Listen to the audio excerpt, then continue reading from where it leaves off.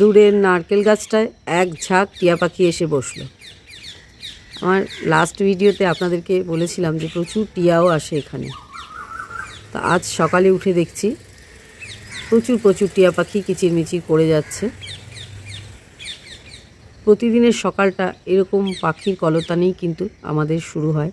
বিভিন্ন রকম পাখি আমার ছাদ বাগানে আসে এবং এইভাবেই ডাকাডাকি করে।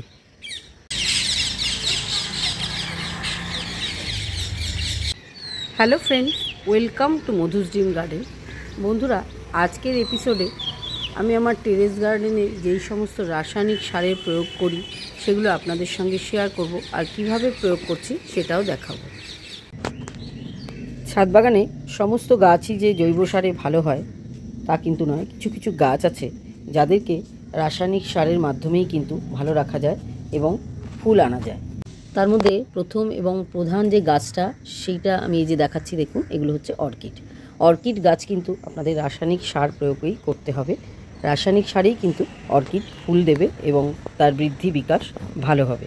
এছাড়াও রয়েছে অ্যাডেনিয়াম অবশ্য কেউ সয়েল মিডিয়াতে করে। তো আমার অ্যাডেনিয়ামগুলো রাসায়নিক সার প্রয়োগ করে আমি যেহেতু করি এবং সিন্ডার মিডিয়াতেই এগুলোকে আমি প্রতিস্থাপন করেছি।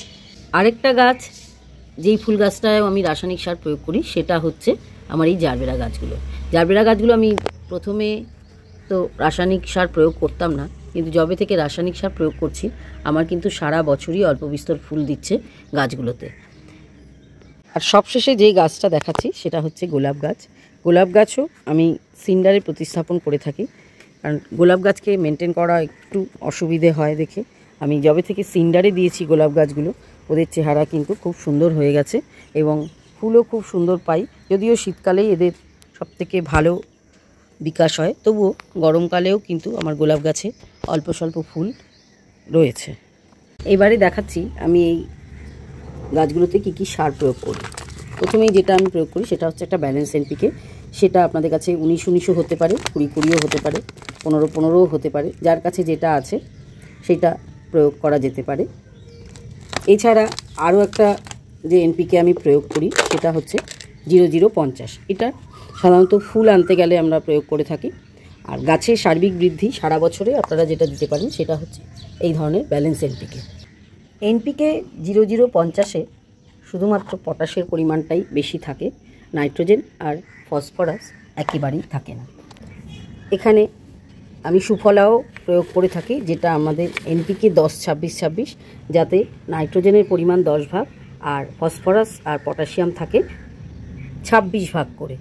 এইটা কিন্তু আমি রেন্ডিলি এই ধরনের যে বাল্ব জাতীয় গাছ আছে সেগুলোর ক্ষেত্রে প্রয়োগ করি। এছাড়াও এই যে মসরোজ বা পর্তুলতা, যেগুলো আমি প্রত্যেক বছর লাগাই আবার সরিয়ে দিই, এই গাছগুলোতেও কিন্তু আমি ওই 10-26-26 প্রয়োগ করি। এই পটের ধার দিয়ে আর গামলা পিছু 8-10টা করে দানা ফেলে দিই, তাতে কিন্তু এত খুব সুন্দর করে ফুল হয়। এছাড়াও আরও একটা যে রাসায়নিক সার প্রয়োগ করি সেটা হচ্ছে 12-61-0। এতে কিন্তু পটাশিয়ামের পরিমাণটা একেবারেই থাকে না, তার জায়গায় যেটা থাকে নাইট্রোজেন আর ফসফরাস। এটা একদম ছোট যে চারা সেগুলোর বার বৃদ্ধির জন্য এই রাসায়নিক সারটা খুবই ইম্পর্টেন্ট। আর ডিএপির কথা তো আমরা সবাই জানি, যেটা এরকম গ্র্যানুলস ফর্মে থাকে। ছোট চারা বসালে তাকে এই ডিএপির মাধ্যমে আমরা বড় করে থাকি। ডিএপি হচ্ছে ডাই অ্যামোনিয়াম ফসফেট। এছাড়াও গোলাপ গাছের জন্য আমি একটা সমস্ত রকম রাসায়নিক সার মিলিয়ে একটা সার প্রস্তুত করি, যেটা আমার ভিডিওগুলো স্ক্রল করলে আপনারা দেখতে পাবেন যে গোলাপ গাছের কী রাসায়নিক সার আমি কিভাবে প্রয়োগ করি। এক্ষেত্রে একটা কথা বলে রাখা প্রয়োজন, রাসায়নিক সার যেহেতু, এদের কিন্তু প্রয়োগ বিধিটা আপনাদের সব সময় মনে রাখতে হবে। খুব অল্প পরিমাণেই কিন্তু প্রয়োগ করতে হয় পার গ্রাম হিসেবে। তো আমি এখানে একটা আইসক্রিমের চামচ সব সময় ব্যবহার করি, যেটার এই যে ঢাকনাটার উপরে ল্যাপা 1 চামচ নিলে এটা 1 গ্রাম হয়। আমি আপনাদের একটু করে দেখাচ্ছি। এই যে প্যাকেটটার মধ্যে এনপিকে 0050 আছে, এই ধরুন এইটা হচ্ছে 1 গ্রাম। পার লিটার জলে যখন আপনারা প্রথমে প্রয়োগ করবেন এইরকম 1 গ্রাম হিসেবেই দেবেন।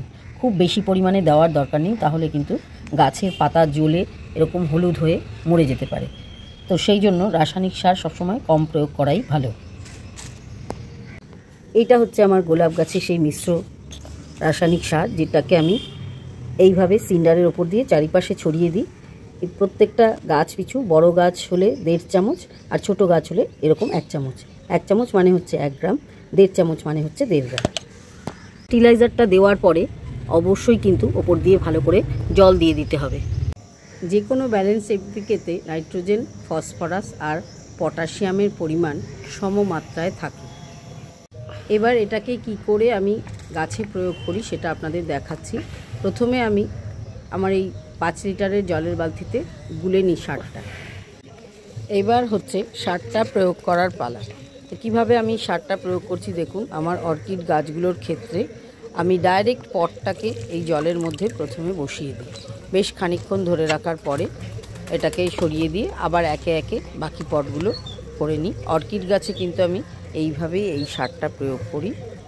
তাছাড়াও অন্যান্য গাছেও কিভাবে প্রয়োগ করি সেটাও আপনাদেরকে দেখাবো। তো আমার অর্কিড গাছগুলো হয়ে গেছে।